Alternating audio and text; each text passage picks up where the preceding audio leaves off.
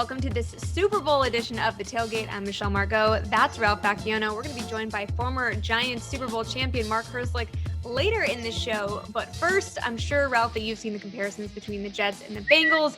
Bengals had 2 wins 2 years ago, 4 wins last year, and now they're headed to the Super Bowl, which means since the Jets had 2 wins 2 years ago, 4 wins last year, could they be headed to the Super Bowl next year? Sure. I mean, I believe anything at this point. We've been talking about next year for 50 years with the Jets, so why not next year? You know, I actually think that the Jets are on a similar track, and there's going to be a big improvement next year. They got a lot of high draft picks. They got a lot of cap room. They got a lot of young players who looked a lot better towards the end of the season. You know, the difference is the Bengals, the last year they didn't have Joe Burrow healthy. He came back. He looked like the superstar they thought he was going to be. If you tell me that Zach Wilson is going to turn into Joe Burrow next year, yeah, absolutely. The Jets are Super Bowl contenders. All right, well, let's switch to the other team in town and pretend that Super Bowl is relevant to New York football somehow. Right. But Odell Beckham Jr. is just 1 win away from winning a Super Bowl. And he was asked by a friend of the show, OCU Manura, why he left New York. I didn't leave. I got booted. Second, it is a great feeling to be here at this moment. And like I've said all along, I'm just truly blessed and thankful. Ralph, how would you describe OBJ's career since he was booted by the Giants? Well, it's been rocky. I think that's the best way to describe it. And, you know, he continues to be the enigma that he always was. He is a great, great player when he's healthy.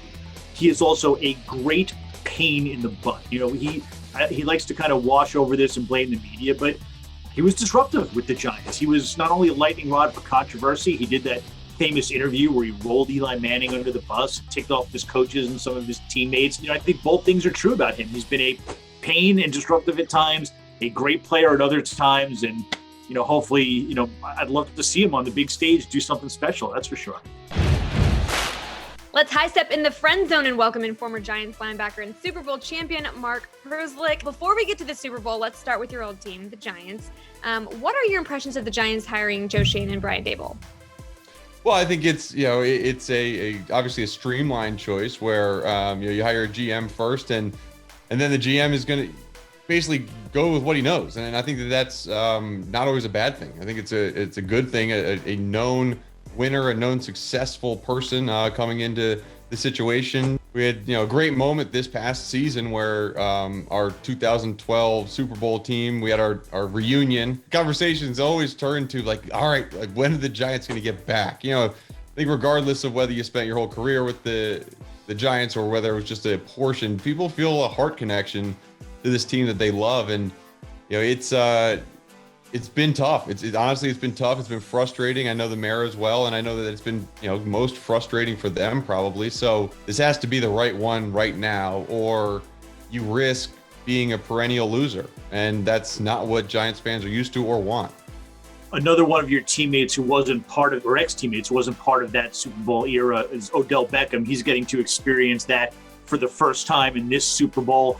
I found him kind of to be one of the most interesting guys I've ever covered. He might be the greatest player I've ever covered.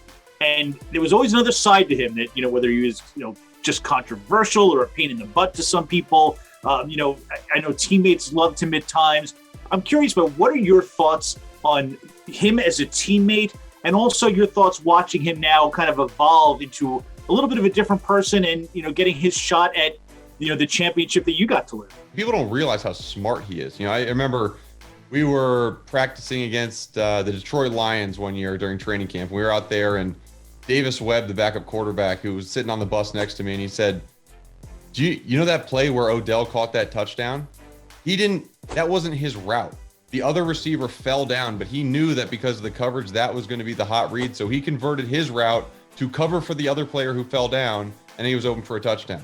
Like, people don't realize how smart of a football player Odell is, and bottling him up and trying to confine him into a formula doesn't work. And I think that the Rams have really let him feel like, hey, I can be as versatile as I can possibly be in this system. And you've seen that kind of be sprinkled in throughout the postseason. I think that the Super Bowl I think you're going to see some Odell moments. I wouldn't be surprised to see him throw a pass, or to just have one of his moments, because he shines the brightest on the biggest stage.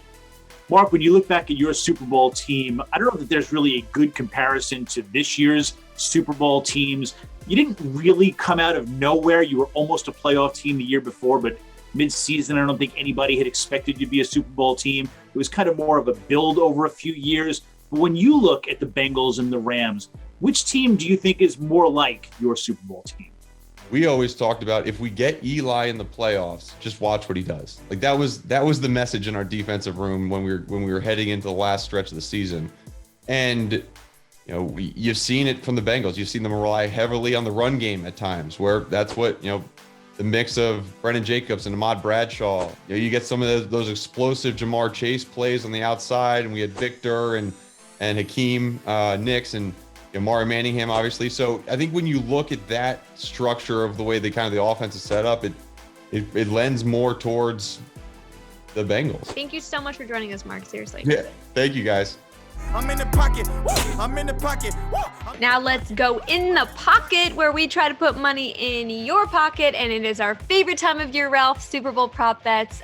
Which Gatorade color do you think is going to be poured on the winning coach? Last year I tried to research this to see what usually is done by these teams, and believe it or not, you can actually find that, which is their favorite Gatorade color, online. I researched it. I was still wrong, so I'm going to go with a tried and true formula for this year. I went to Syracuse, so I have to pick orange. That's what you went with last year. Last year I did with research, I think. This year I didn't pay any attention to it at all. I'm not doing that. I'm going to go with purple, go big or go home. It's plus 1,000. Wow, very nice. I don't think I've ever seen purple Gatorade in anything but like a racquetball club. The best color taste-wise is red. All right, who do you think is going to be the first performer shown live during the halftime show? I'm not sure, but I think there's a chance that whoever it is, I'm going to have to turn to whoever's next to me and say, who is that? I'll have no idea who it is. The only one I think I have a chance of recognizing is Snoop Dogg, because he's now in like every commercial there is. So I'm going to go with him. We're going to go with Eminem on my end here, plus 400. So will Joe Burrow be compared to Macaulay Culkin on the broadcast? I have to be honest with you, Michelle. I don't get this at all. I don't know what the comparison is. I don't think they particularly look alike. I do actually know who Macaulay Culkin is. I'm not a big fan of the Home Alone movies. I'm going to say no, because I think the announcers are actually older than I am, so they're not going to get it. So they're not going to be a comparison. What up, Tailgate? This is Bart Scott, a.k.a. the Mad Backer, and I heard you guys were looking for a prediction. Not just a prediction, a Super Bowl prediction. This is easy for me. I hate Tigers. I don't love Rams, but I adore Matthew Stafford. Aaron Donald's my type of guy. He could play it on any defense that I've ever part of. He would fit right in. So if you ask who I'm picking, Rams by 14. Hate the Bengals. For my Super Bowl pick, I'm sticking with the AFC and going with Cincy for two very simple reasons. One, Joe Burrow. Have we seen this kid? He has ice in his veins. And my second reason is for Jets fans. They can say they beat the Super Bowl champs. So that's why I'm going with Cincy. What's up, Tailgate? It's Super Bowl time. It's your boy Willie Colon from the New York Jets checking in. You got the LA Rams, Cincinnati Bengals. I'm pulling for Joe Burrow to bring home his first Super Bowl. Who they, baby? Let's go Bengals. Gotta have a little AFC North pride, What up, Tailgate? Lige Douzable here, about to give you my prediction on who I believe will win this Super Bowl Sunday.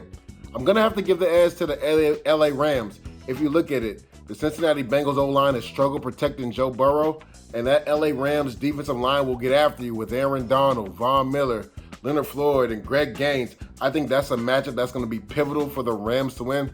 And then also Cooper Kupp. Specifically on third down, no team has been able to stop this guy. We'll see what the Cincinnati Bengals can do. But ultimately, I believe with Matt Stafford and how well he's played in the playoffs, I believe the Rams win this in a close game. All right, I've been going back and forth on this all week. I'm far from confident in this pick, but if you're making me make a pick, I think it's the Los Angeles Rams. I think they win the Super Bowl this year. Wouldn't shock me at all if the Bengals did, but Rams put everything to the center of the table. They're all in. I think Matt Stafford has his moment. I think OBJ has a big game, and I think that the Rams win a close one against the Bengals. I know, bet against Joe Burrow at your own peril. He's got that scary Tom Brady winner type gene. I think he'll win his fair share, but I don't think it happens this year. I think the Rams just a little bit better. Bengals give them a scare, but ultimately the Rams are your Super Bowl champs. All right, so that's where the rest of the SNY Jets crew stands on the big game. Who do you have?